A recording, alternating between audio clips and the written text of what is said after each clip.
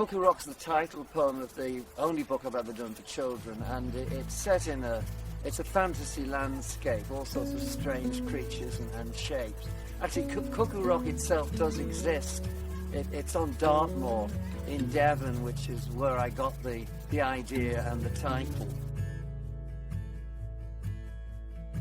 Crossing over the Clapper Bridge, heading for Cuckoo Rock, peering inside potato caves, woodpeckers taking stock of what's been left in the blowing house, left of Tinner's Mill, where singing nettles and bracken sing to the magpie still.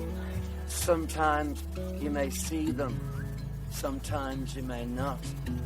Keep your eyes wide open, they're difficult to spot. Then call to the crow and the jayfly, yaffle at the yaffling tree.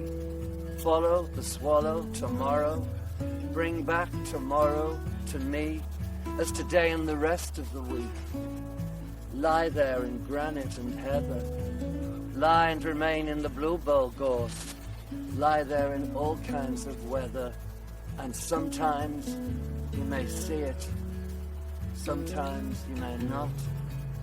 Keep your eyes wide open, it's difficult to spot, as hard to find as the finger sign on the hand of the talking clock.